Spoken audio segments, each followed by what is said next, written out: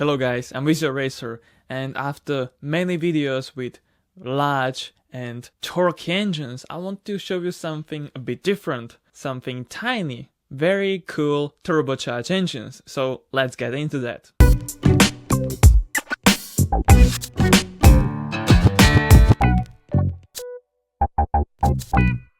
Starting with the most ridiculous turbocharged engine in the world, the BMW M12 F1 engine, which was based on the M10 engine block, which was great because it had 5 main bearings and was cast from iron. It was an oversquared engine, but was made even more oversquared to be able to rev over 10,000 RPM. They added a triple K turbo with a 3.5 bar of boost in the race trim, or 5.5 bar of boost for qualification purposes, resulting in about 1400 horsepower. It was not very reliable and neither fuel efficient. It could easily run out of fuel before the end of the race. It had a ridiculous power band. It had 450 horsepower at 8600 RPM, and just 1000 RPM higher there was 800 horsepower.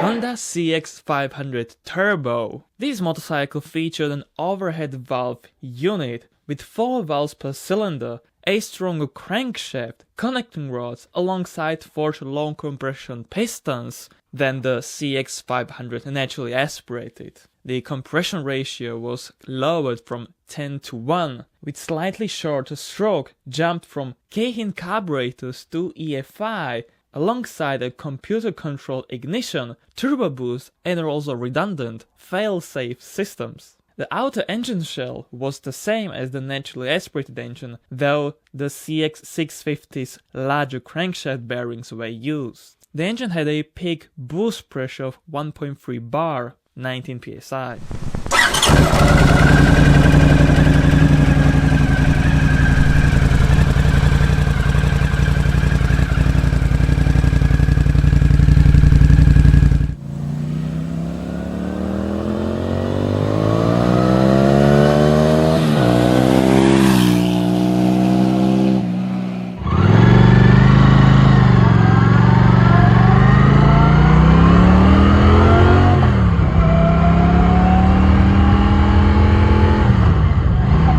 Next comes Daihatsu Charade GTti, which was at the time the most powerful 3-cylinder engine in a road car, packed inside a very lightweight body, about 800 kilograms. The engine had a forged crankshaft, pistons, and even connecting rods. The engine was also intercooled and already had an EFI compared to base engines with carburetors. The whole car was about 800 kilograms as said, and could easily outperform any heavier, more powerful sports car.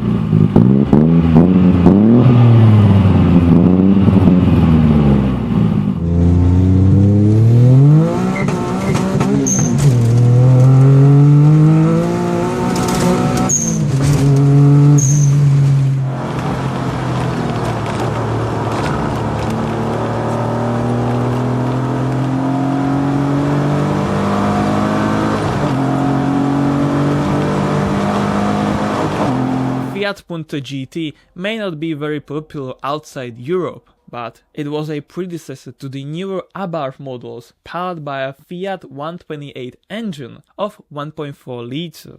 The design was an over-squared cylinder size, resulting in large valves and short-throw crankshaft, allowing for as much as 8000 rpm rev limiter possible. This was an evolution of the Fiat Uno turbo engine with a slightly more displacement and added oomph from 105 to 130 horsepower with about 210 Nm of torque, which was a lot for a 1.4 litre at the time.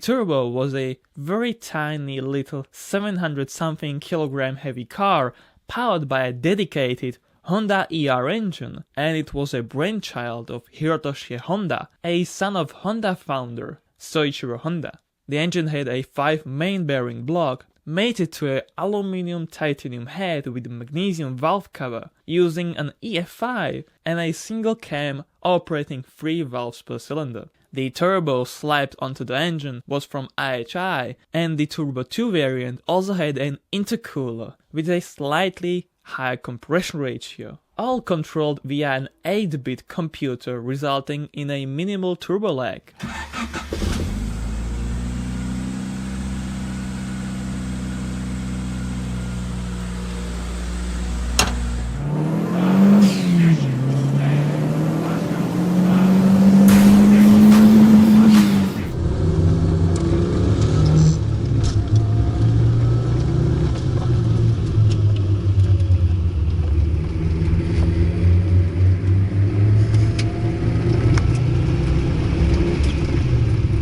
Next comes Suzuki Cappuccino, a typical Japanese K car with a sub 660cc engine and tiny weight, also thanks to aluminum parts. Basically, it was a front mid-engine sports car with all disc brakes, double wishbone suspension and a 3-cylinder engine, either F6A or K6A, which both loud revs. The K-series was an aluminum engine with a screaming high redline and chain-driven, unlike the belt-driven F-series. Interestingly, the K-series was also used in the Caterham 7 160.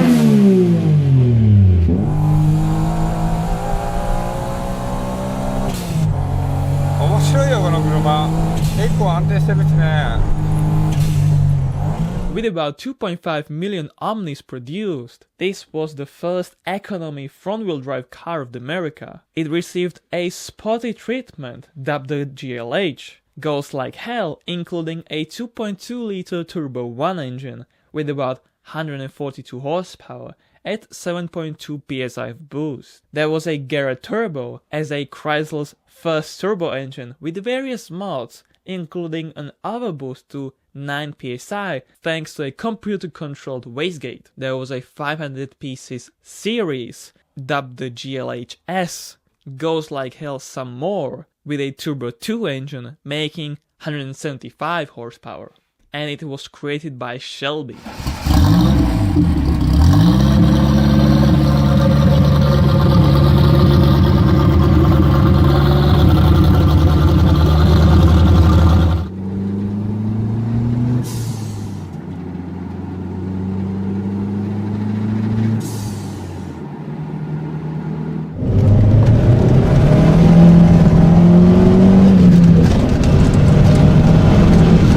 Last one, but not the least, is the Fiat 500 Abarth, and it is a pocket rocket with a familiar design and a loud and typical exhaust note.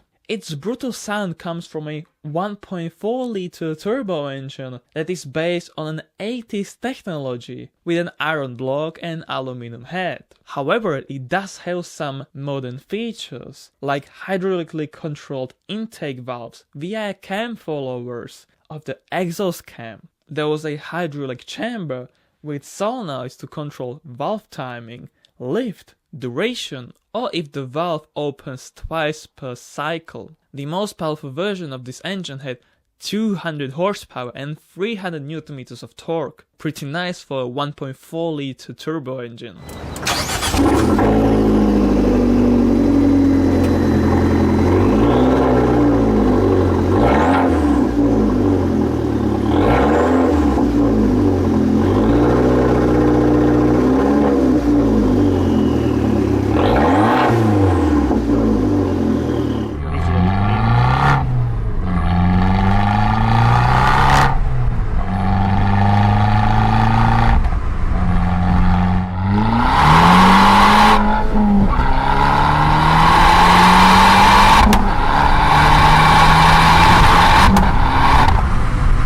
Thank you very much for watching. I hope you liked it, and please like the video so YouTube can see that you like these videos and will show you more such videos. Thank you again and see you in the next one. Cheers!